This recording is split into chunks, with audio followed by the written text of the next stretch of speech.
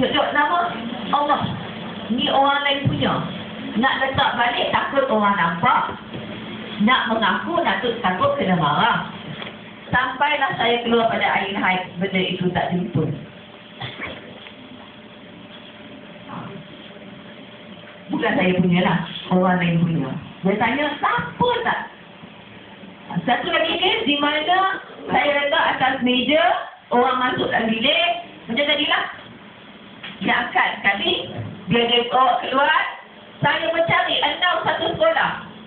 Ada tak cikgu-cikgu yang terambil, yang ini. Siapa tak mengaku? 2-3 kali dalam mesyuarat guru pun dimaklumkan.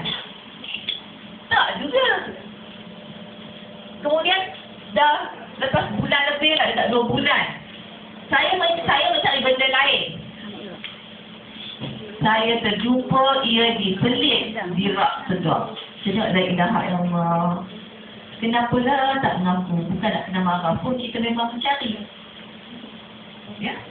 Jadi kita tersalah letak, orang lain ambil tak dapat dikesan. Seterusnya, benarkah pelanggan terpaksa menunggu kita sehingga kita balik dan kita jual disebabkan berapa far tersimpan terkunci dalam hati kita? Ini terutama pentadbir lah, ataupun guru-guru bilik khas. Kunci di tangan kita, tak ada spare kat dalam jabat. Saya 2 sekolah adalah dengan si sayang, saya kata buat. Saya nak satu kunci itu disimpan dalam jabat. Salinan kepada guru, saya nak dikeluarkan surat secara rasmi menyatakan Cikgu A memegang kunci bilik sekian dan dia bertanggungjawab ke atas harta karun yang dalam tu dan dia mengunci. Ya? Dan kunci-kunci itu kita labelkan. Jadi bila orang ambil, cikgu tu tak hadir, kita boleh ambil yang induk. Jadi tidak mengganggu. Ya?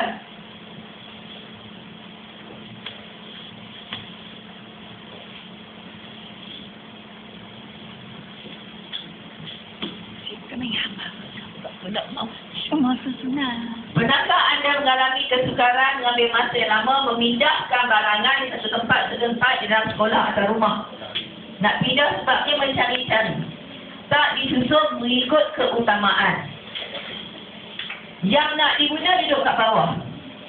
Yang atas dah tinggi, lebih tinggi daripada kita. Nak ambil yang bawah, nak angkut dulu yang atas, ataupun dia duduk di sebelah belakang.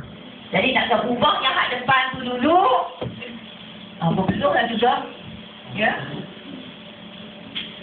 Semua kejadian di atas menunjukkan ketidakcekapan dan boleh menjejaskan kepuasan atau kepercayaan pelanggan.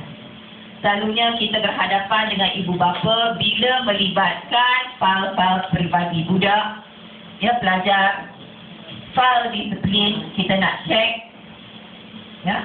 Jadi perkara-perkara yang seperti itu. Tempat atau persekitaran kerja lebih baik sesuai dan selamat.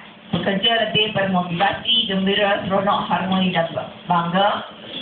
Kerosakan dan masa kerosakan dapat dikurangkan. Amalan kerja lebih mudah, keberkesanan, kecekapan meningkat, produktiviti meningkat, kualiti meningkat dan keselamatan lebih terjamin. Jika kita lihat nanti dia akan tunjuk gambar-gambar. Yang ini dia banyak gambar sekejap lagi. Baik. Kita terus masuk pada 5S. Apa yang maksudkan dengan seiring? Ini sorting out. Lepas ni saya rasa pihak sekolah mungkin. Saya tak tahulah sebab saya tak tengok bilik guru. Bukunya. Boleh lepas ni kita melawat bilik guru. Zakiri, Zaitun. Kita lihat tengok meja siapa yang boleh dapat hadiah. Ya. Sorting out iaitu kita asingkan. Itu systematic arrangement. Artinya ada sistem. Itu shine, bersih. Tak ada habuk, kepuk-kepuk. Ni ada habuk yang boleh dibuat bedak di muka. Boleh rarut. Letak kat tapak tangan, boleh tampal kat muka buat bedak. Ya. Sikit tu standardization. Artinya semua sama. Shitsuke untuk kita pastikan ia dikekalkan bila dah kita buat. Ya. Iaitu mesti ada disiplin.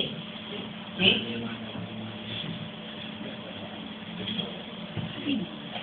Seiring. Dia ada 5 itu ya. Mengasing dan membuang benda-benda yang tidak diperlukan di tempat kerja.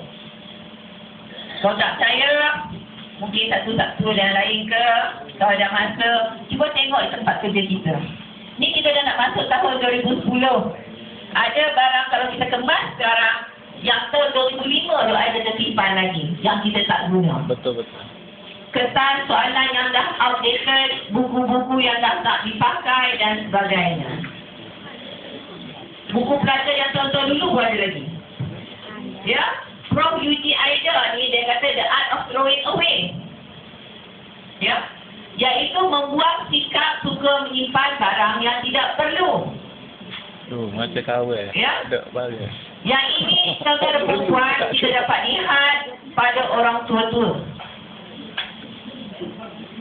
Siapa yang ada membela ibu, ayah, nenek ke, sebab kita satu hari pun ingat panjang umur, kita pun akan jadi seorang nenek, seorang yang tua. Nenek saya tu. Ya.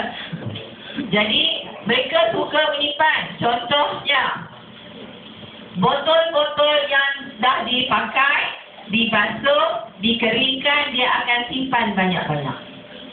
Benda plastik. Tong-tong. Dia kata ini cantik lah. Simpan. Ini cantik lah.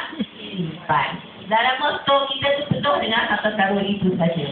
Jadi kita kena fikirkan yang mana perlu, yang mana tak perlu. Ya. Kegagalan melaksanakan seiring mengakibatkan kesukaran melaksanakan F yang seterusnya. Kaedah untuk mendapatkan ruang kerja yang lebih luas.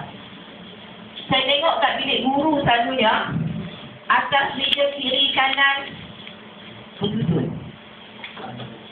Bawah clipper ada, kasut spare ada, kotak, bola kalau cikgu tu mengajar, entah apa-apa lagi, payung, apalah Tupperware, tin, kresek dia kat situ juga. Ya, macam-macam ada. Kalau bagi sekolah kata tak apa cikgu, boleh dapat satu kabinet, dalam kabinet tu buka pun ada macam tu juga. Atas kabinet, setengah tu sampai klinik yang main belakang, penuh. Dia letak buku kerja budak, kan? Buku kerja budak, latihan budak, amali budak, kertas periksa dan sebagainya. Selagi boleh letak, dia akan letak. Selagi dia tak tenggelam dalam kerjanya tu. Ya? Dia ada dua kategori tuan-tuan dan perempuan. Diperlukan adalah perkara yang selalu kita guna. Kita tak kategori kita letak aja. Dia mesti ada. Yang selalu guna mesti letak kat depan. Kadang-kadang diguna. Jarang diguna. Ini macam seperti Ramzi pula. Ya, selalu. Kadang-kadang kata Ramzi. Jarang-jarang. Okey? Tapi kategori masih diperlukan. Yang tidak diperlukan ialah benda yang tak digunakan langsung atau benda yang berlebihan hendaklah disimpan dalam stok. Ya? Pastikan benda yang tak dibuang adalah benda yang tidak digunakan langsung. Jangan pula selepas ini buat gotong royong, puan-puan kata hari itu kita seiring. Jadi kita clearkan semua. Guna tak guna, manas nak semak-semak, buang terlantung, recycle. Lepas tu nak cari balik, entah ke mana letak.